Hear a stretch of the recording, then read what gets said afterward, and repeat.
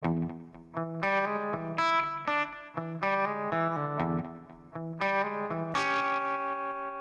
coming to you from Complete Media in beautiful Sioux Falls, South Dakota. I'm Dan Ferris. I'm Michael Williamson. And we would like to take a moment today to discuss the value of a lead.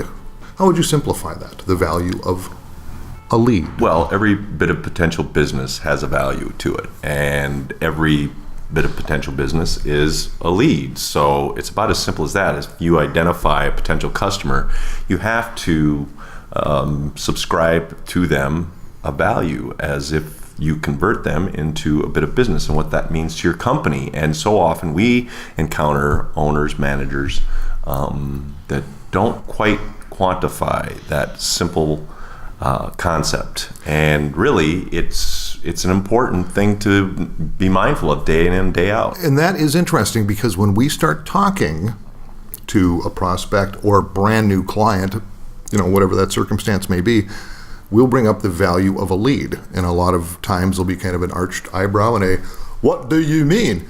Well, value of lead based on your marketing budget. Okay, stay with me just a moment.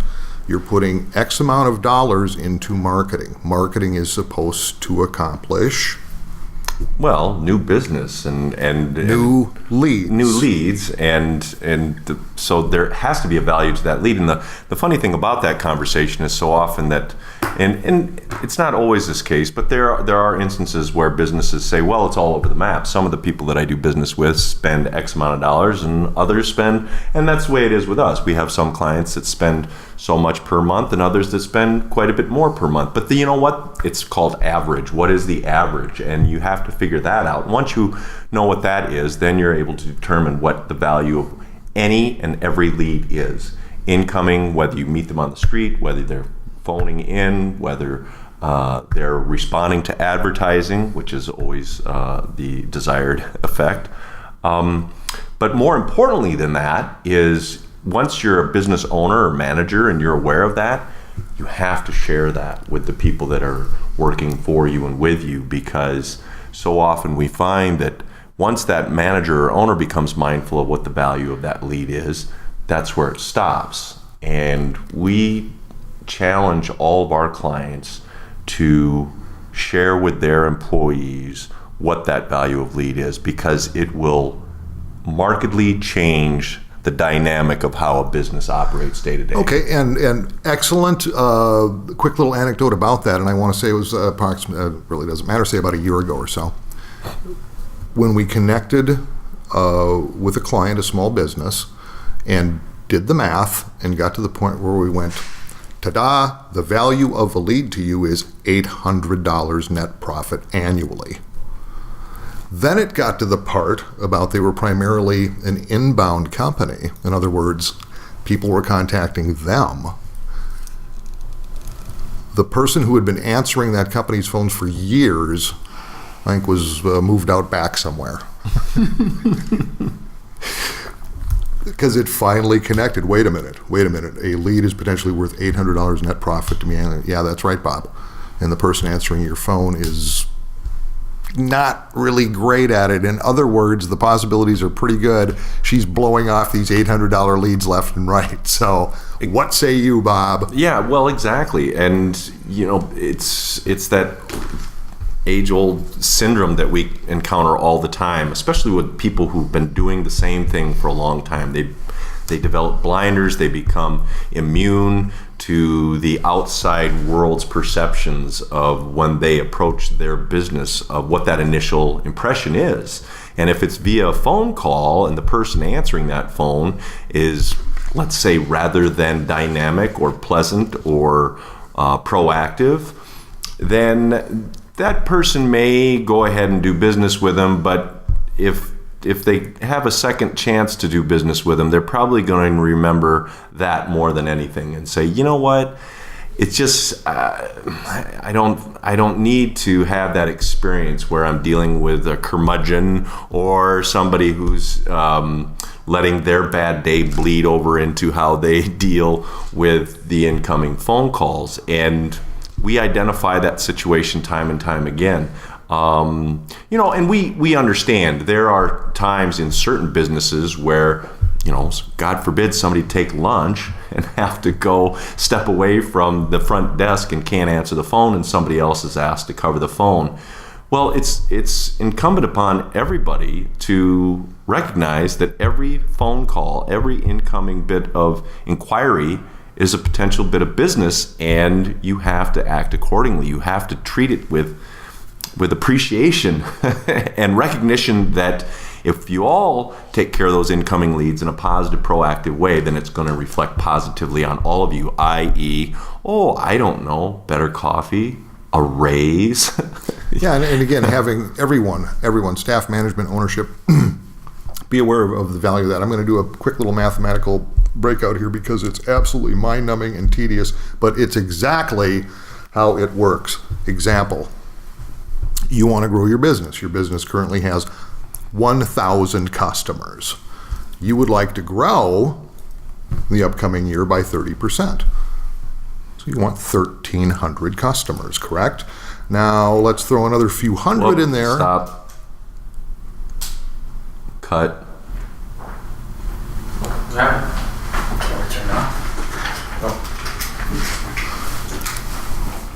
And since it's a fresh battery. I'll bet it's the same thing that happened at the back door. I was just on a roll there. We'll never be able to replicate this. Never. Alright. Start from where you left off. What if it's at the very beginning? No, you guys can just. We won't start over. We'll just go. And we're back. Right, but what if it conked out right at the beginning? Oh, I think he was watching it, wasn't he? Not really. Oh.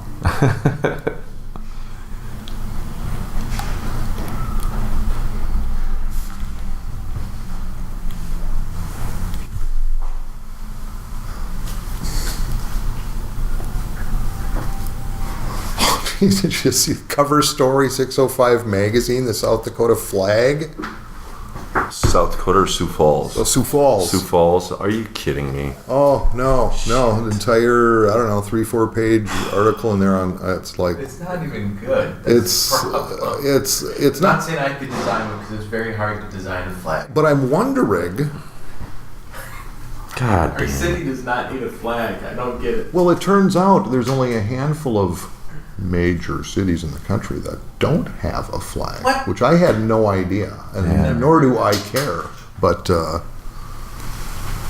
yeah, Goody. Well, that'll be a passing.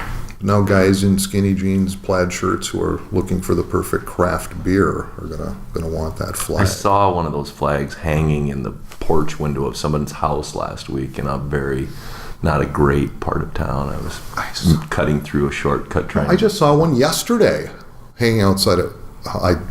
Where the heck was that? Then there was Huh. God, there was something else I saw. It's getting more traction than I ever thought it would.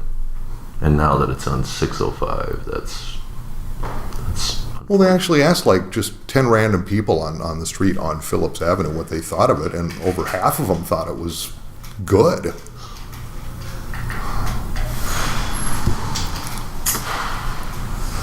Yeah, it really represents Sioux Falls. Wow. Don't know. I'm not sure how that works, but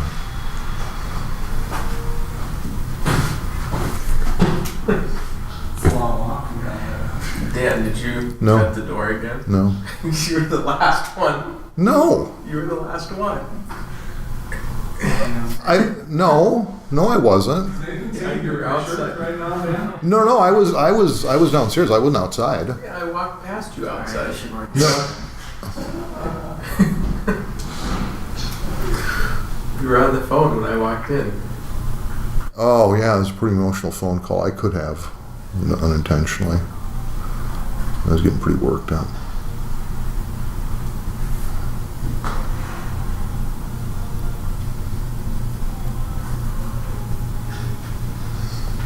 I'm still recording, so that whole part about the flags could be part of this. I'd gladly talk about the flags. No, you have to start from the top. Well, no, all I was getting at, because all of a Let's just do sudden... this one as a podcast or without video. Okay. So Because I didn't save any of it for you guys kind of remember where you were or not? I can play back the last part. I was starting at... We'll just do audio on this one. Boom.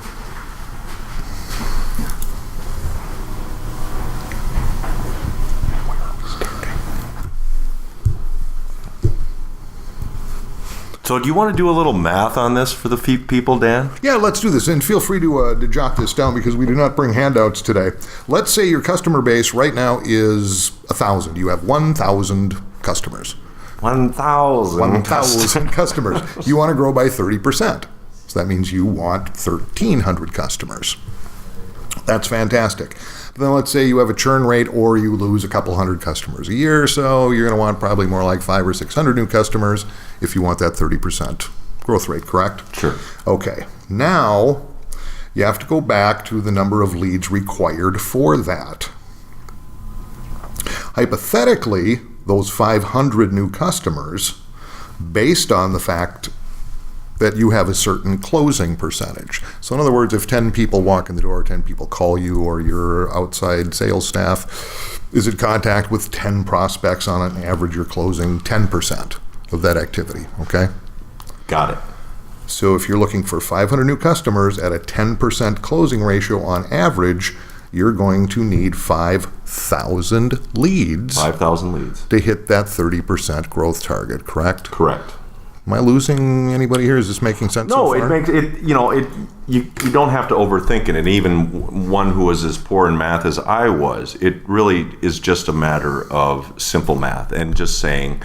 So, in order to convert 10, if your closing ratio is 10%, and you should know that by polling any number of business leads that you take into account and say, okay, last month we reached out to X number of potential leads and we closed a deal with this many. That's your closing ratio, and whatever that is, that determines what your overall pool of leads that you need to harvest to get that 10% to ultimately produce the results that you want. And depending on what you're investing to get those leads. So that's correct. Yep. So in the world of 5,000 leads, I mean, that's hard. In a month's time, one can reasonably expect that you're not going to do that by knocking on doors or thinking that they're going to call in or come in the door. You're probably going to have to execute some sort of marketing effort. And that's where somebody like Complete Media comes in, and this is what we focus on. But unlike a lot of our contemporaries, we take into account this type of mathematics because we're not satisfied with saying, okay, let's do a direct mail piece, let's send out 5,000 pieces and hope we get some feedback. We need to know what the numbers are so that we can achieve that expected closing ratio. Yeah, exactly. Every company we work with, we'll boil these numbers down and say, well, okay, if you're going to invest $1,000 with our team and a lead is worth X amount of dollars to you, your closing ratio is 10%, 20%, whatever that is. By the time we get down to these formulas in this math, we know with their investment what we need to provide as far as leads go to make sense with that investment and to see a positive return on that $1,000. Exactly. And we translate the same kind of thinking over to any type of marketing expenditure that a client is considering. Because we recognize that there are opportunities out there that we don't necessarily bring to the table, that different clients, business owners, are approached by different entities saying, well, this month we're going to run this special. We've got a deal for you. And it's a very quick and simple conversation when clients reach out to me and say, what do you think? I go, okay, here's what you have to consider. What is the cost or expenditure? And how much business would you need to generate, new business, to at least cover that investment and ideally profit from that investment? So if someone's saying, come spend $1,200 with me, then it should be very easy for that decision maker to say, well, I'd have to generate this much new business to cover that investment, and I'd like to create new revenue. And more often than not, they sit back and say, you know what, when you put it that way, it's unlikely that I will get a return on my investment. And that's something we're going to talk about in an upcoming broadcast, podcast, blogcast, blah, blah, blah, whatever you Some folks kind out of there cast. want. Some kind of cast. You know what my favorite kind of cast is? What's that? The cast from Guys and Dolls. Oh, wow. Wow. But, we can't accentuate too much the fact that you have to share this information with everybody that works on the team, because it really does. It's a tough slog sometimes on a day-to-day basis for everybody to come in with a positive attitude. But, if you're constantly reminding them of everybody that walks through the door, everybody that calls us, everybody that you meet on the street and you share your story with could be a lead and could potentially lead to X amount of business for the company. It really does make a difference in your culture of your business and how people think. And I don't care if they're the janitor or if they're head of marketing or if they're just a pleasant person at the front desk answering the phone and greeting people as they walk in.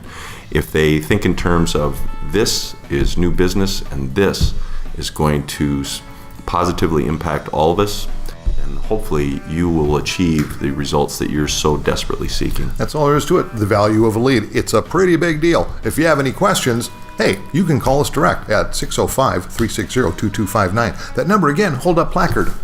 Fake out. This is a podcast. Hey, that's it for now. I'm Dan Ferris. I'm Michael Williamson.